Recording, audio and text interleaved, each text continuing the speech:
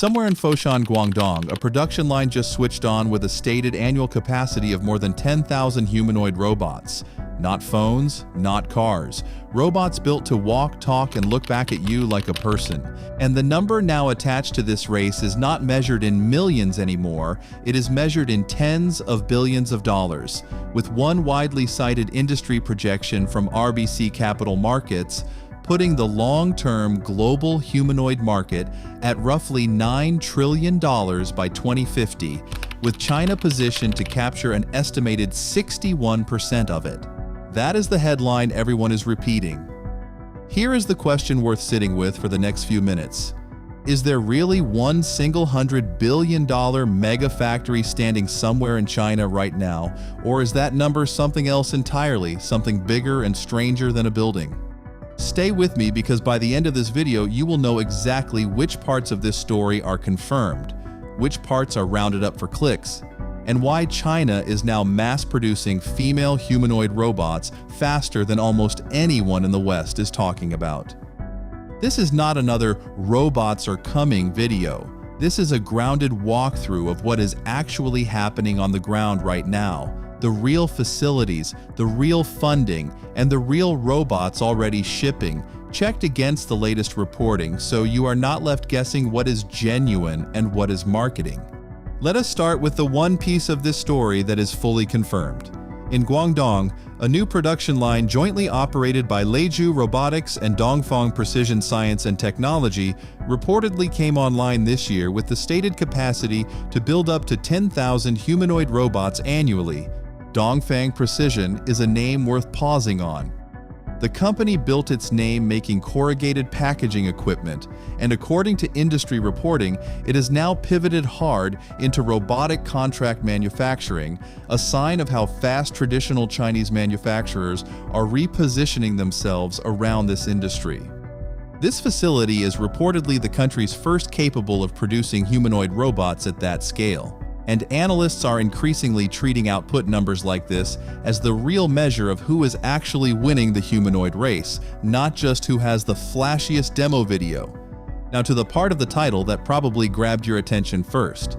In June, Shenzhen-based UB Tech, a company that has spent years quietly trialing and deploying industrial humanoids with automakers, including a Reuters-confirmed deal to expand robot use with Airbus in aviation manufacturing, launched a brand new consumer division called U-World and opened pre-sales for its U1 series.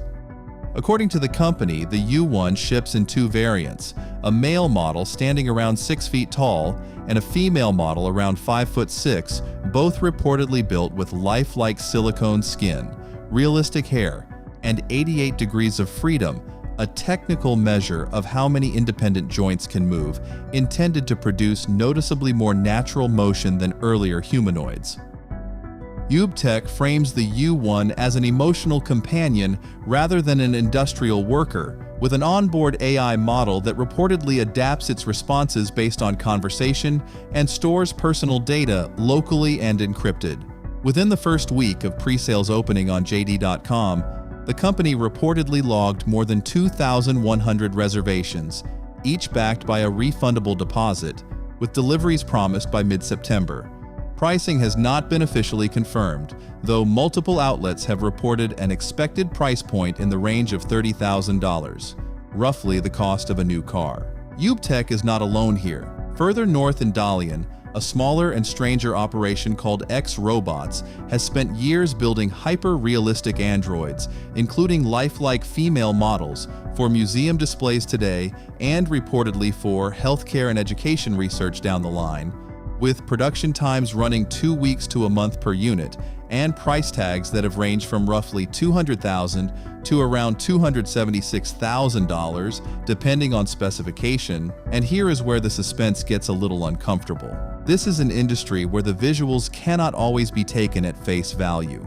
Viral clips out of Chinese robotics showrooms have repeatedly turned out to be staged, remotely operated, or filmed under tightly controlled conditions designed to look more autonomous than the robot actually is. That does not erase the real engineering happening at companies like this one, but it is exactly why verified sourcing matters more than the demo reel. Keep that in mind for the next section. Now, about that $100 billion number. Here is the reality check this channel exists for. Search for a single $100 billion female robot factory, and you will not find one building, one contract, or one company that owns that number outright. What you will find repeatedly in financial reporting is something more interesting.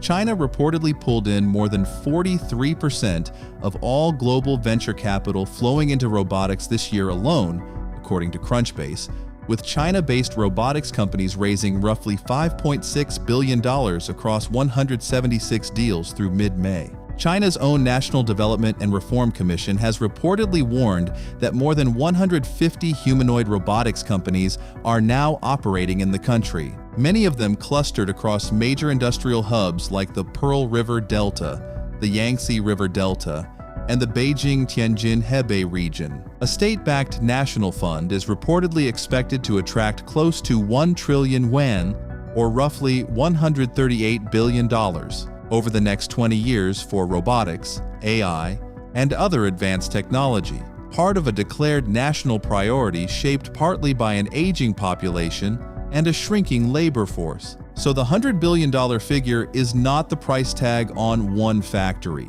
It appears to be closer to the scale of the entire bet China is reportedly placing on this industry over the next 2 decades, spread across well over 100 companies, dozens of cities, and product lines that range from industrial warehouse robots to, yes, hyper-realistic female companions designed for the home.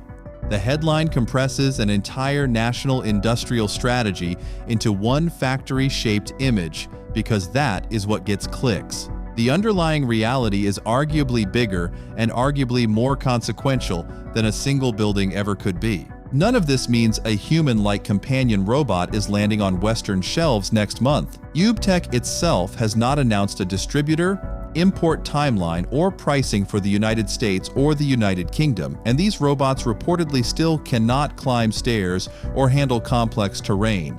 But the direction is no longer in question.